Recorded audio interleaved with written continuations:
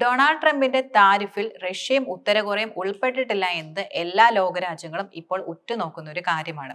Trump പ്രധാന പുതിയ താരിഫുകൾ പ്രഖ്യാപിച്ച സാഹചര്യത്തിൽ അദ്ദേഹം ലക്ഷ്യമിടാനിരിക്കുന്ന ഒരു വലിയ സമ്പദ്വ്യവസ്ഥ പ്രധാനമായിട്ടും റഷ്യയായിരുന്നു.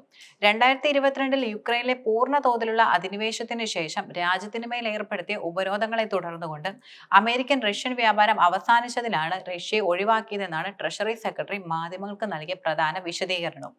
കടുത്ത ഉപരോധങ്ങൾക്ക് വിധേയമായ ഉത്തര കൊറിയ, ക്യൂബ, ബെലാറസ് എന്നിവയും പുതിയ ലേവികളിൽ നിന്ന് ഒഴിവാക്കപ്പെടുകയും ചെയ്തു. പക്ഷേ ഉപരോധങ്ങൾ ഉണ്ടായിട്ടും കഴിഞ്ഞ വർഷം റഷ്യ ഏകദേശം $3 ബില്യൺ സാധനങ്ങൾ അമേരിക്കയിലേക്ക് കയറ്റുമതി ചെയ്തതായി അമേരിക്കൻ വ്യാപാര കണക്കുകൾ വെളിപ്പെടുത്തുകയും ചെയ്യുന്നുണ്ട്. റഷ്യയിൽ നിന്ന് അമേരിക്കയിലേക്ക് കൂടുതലും കയറ്റുമതി ചെയ്തത് വളവും പ്ലാറ്റിനവുമായിരുന്നു. ട്രംപ് ലക്ഷ്യമിട്ട ലാവോസ്, ഫിജി തുടങ്ങിയ ചില ചെറിയ രാജ്യങ്ങളിൽ നിന്നുള്ള അമേരിക്കൻ ഇറക്കുമതിയുടെ മൂല്യത്തെക്കാൾ ആ കണക്ക് വളരെ കൂടുതലാണ്. പ്രധാനമായിട്ടും ഇത് റഷ്യയെ ഒഴിവാക്കാനുള്ള വൈറ്റ് ഹൗസിന്റെ തീരുമാനം തന്ത്രപരമായ ഒരു തെരഞ്ഞെടുപ്പായിരുന്നു എന്ന സംശയവും ഉയർത്തുന്നുണ്ട്. യുക്രൈനിൽ വെടിനിർത്തൽ കരാർ ഒപ്പുവെക്കാനുള്ള ശ്രമങ്ങളുമായി പ്രസിഡന്റ് പുടിൻ സഹകരിക്കാതിരുന്നാൽ രാജ്യത്തിന്റെ ജീവനാഡിയായ റഷ്യൻ എണ്ണ വാങ്ങുന്നവർക്ക് തീരുവ ചുമത്തുമെന്ന് ട്രംപ് അടുത്തിടെ ഭീഷണിപ്പെടുത്തുകയും ചെയ്തിരുന്നു. എന്നാൽ ട്രംപ് പെട്ടെന്നൊന്നും റഷ്യക്ക് നികുതി ചുമത്തില്ല എന്നത് നിലനിൽക്കുന്ന ഒരു യാഥാർത്ഥ്യമാണ്. മാത്രമല്ല, നേരെ മറിച്ച് സമാധാന ചർച്ചകൾ തുടർന്നും മുന്നോട്ട് പോകണമെങ്കിൽ റഷ്യക്ക് മേലുള്ള സാമ്പത്തിക നിയന്ത്രണങ്ങൾ മാറ്റണമെന്നും പുടിൻ ആവശ്യപ്പെട്ടു. അതുകൊണ്ട് പുടിന്റെ ഭീഷണികൾക്ക് വഴങ്ങി ട്രംപ് പുതിയ താരിഫുകൾ ചുമത്താനായി ഒരുങ്ങില്ല. പുടിനുമായുള്ള ചർച്ചകൾ തുടരുമ്പോൾ ട്രംപ് സംഘർഷം വഷളാക്കാൻ ആഗ്രഹിക്കുന്നില്ല എന്ന് തന്നെയാണ് ഇതിൽ നിന്നും വ്യക്തമാകുന്നത്. ട്രംപ് താരിഫുകളെ ഒരു ഭൗമരാഷ്ട്രീയ വിലപേശൽ ഉപകരണമായി ഉപയോഗിക്കുന്നുവെന്ന ആരോപണം ശക്തമായി നിലനിൽക്കുന്നുണ്ട്. എങ്കിൽ പോലും റഷ്യയോടുള്ള ട്രംപിന്റെ മനോഭാവം വളരെയധികം വ്യത്യസ്തവുമാണ്. പക്ഷേ ഇറാനോടുള്ള അമേരിക്കയുടെ സമീപനത്തിലും കാര്യമായ അയവുണ്ടായിട്ടുണ്ട്. പുതിയ താരിഫുകളുടെ എണ്ണം താഴ്ന്ന നിലയിൽ ഇറാനെ അദ്ദേഹം ഉൾപ്പെടുത്തിയിരുന്നു. വെറും 10% താരിഫ് മാത്രമാണ് ഇറാന് പ്രധാനമായിട്ടും ചുമത്തിയിരുന്നത്.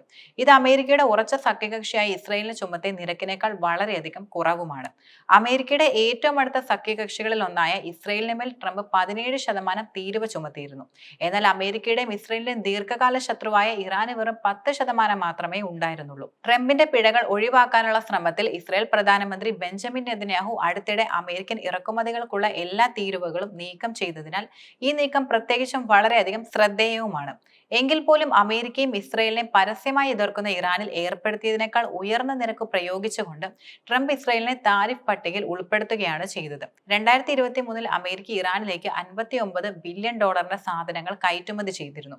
പ്രധാനമായും മെഡിക്കൽ ഉപകരണങ്ങൾ, വാക്സിനുകൾ, മരുന്നുകൾ എന്നിവയാണ് ഇതിൽ ഉൾപ്പെടുന്നത്. ഇറാൻ പെയിന്റിങ്ങുകളും ശില്പങ്ങളും ഉൾപ്പെടെ $2.2 ബില്യൺ ഉൽപ്പന്നങ്ങൾ അമേരിക്കയിലേക്ക് അയക്കുകയും ചെയ്തു. ഏറ്റവും വിപുലമായ ചില ഉപരോധങ്ങൾ നേരിട്ടിട്ടും ഉത്തര കൊറിയയ്ക്ക് പോലും 2024 രാസവസ്തുക്കൾ, മരുന്നുകൾ, ഭക്ഷ്യയോഗ്യമായ ഉൽപ്പന്നങ്ങൾ എന്നിവ ഉൾപ്പെടെ $1.5 മില്യൺ സാധനങ്ങൾ അമേരിക്ക കയറ്റുമതിയും ചെയ്തിരുന്നു. ട്രംപിന്റെ ഏറ്റവും അടുത്ത സൗഹൃദ രാഷ്ട്രങ്ങൾക്ക് പോലും താരിഫുകൾ ഏർപ്പെടുത്തിയപ്പോൾ റഷ്യ, ഉത്തര കൊറിയ, ഇറാൻ തുടങ്ങിയ തങ്ങളുടെ ശക്തരായ എതിരാളികളെ യഥാർത്ഥത്തിൽ പ്രകോപിപ്പിക്കാനോ എതിരിടാനോ അമേരിക്ക ഒരുക്കമല്ല എന്ന യാഥാർത്ഥ്യം ഇതിൽ നിന്നും വ്യക്തമാണ്. ട്രംപ് സാർവത്രിക അടിസ്ഥാന താരിഫ് എന്ന് വിശേഷിപ്പിച്ച താരിഫ് വ്യവസ്ഥ അമേരിക്കയിലേക്ക് പ്രവേശിക്കുന്ന എല്ലാ ഉൽപ്പന്നങ്ങൾക്കും 10% ഇറക്കുമതി നികുതി ഏർപ്പെടുത്താനാണ് കൂടുതലും ലക്ഷ്യമിടുന്നത്. ഈ സാഹചര്യത്തിന്റെ അടിസ്ഥാനത്തിൽ UAE, സൗദി അറേബ്യ തുടങ്ങിയ ഗൾഫ് രാജ്യങ്ങൾ താരതമ്യപ്പെടുത്തുമ്പോൾ താരതമ്യേന പരിക്കേൽക്കാതെ തുടരുകയാണ്. 10% താരിഫ് മാത്രമാണ് ട്രംപ് ഇരു രാജ്യങ്ങൾക്കും പ്രധാനമായിട്ടും ചുമത്തിയിരിക്കുന്നത്. 2024 6 GCC രാജ്യങ്ങളുമായും അമേരിക്ക വ്യാപാര മിച്ചം നിലനിർത്തിയിരുന്നു. ട്രംപ് ഈ രാജ്യങ്ങൾക്കുമേൽ 10% അടിസ്ഥാന ഇറക്കുമതി തീരുവയാണ് പ്രധാനമായിട്ടും ഏർപ്പെടുത്തുന്നത്.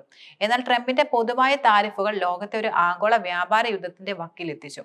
അതേസമയം ഇന്ത്യയിൽ ദശലക്ഷക്കണക്കിന് ആളുകൾക്ക് തൊഴിൽ നൽകുന്ന രത്നങ്ങൾ, ആഭരണങ്ങൾ, തുണിത്തരങ്ങൾ തുടങ്ങിയ മേഖലകളിൽ താരിഫ് ആഘാതം സൃഷ്ടിക്കാൻ സാധ്യതയുണ്ടെന്ന വിലയിരുത്തലും നിലനിൽക്കുന്നുണ്ട്. ഉയർന്ന താരിഫിനെ തുടർന്ന് ചൈനീസ് ഉൽപ്പന്നങ്ങൾ അമേരിക്കൻ വിപണിയിലേക്ക് കയറ്റുമതി ചെയ്യുന്നതിനും ബുദ്ധിമുട്ടുകൾ അനുഭവപ്പെടുന്നുമുണ്ട്. ഈ സാഹചര്യത്തിൽ ഇന്ത്യ പോലുള്ള വൻ വിപണിയെയാണ് ചൈന ഇപ്പോൾ ലക്ഷ്യമിടുന്നത്.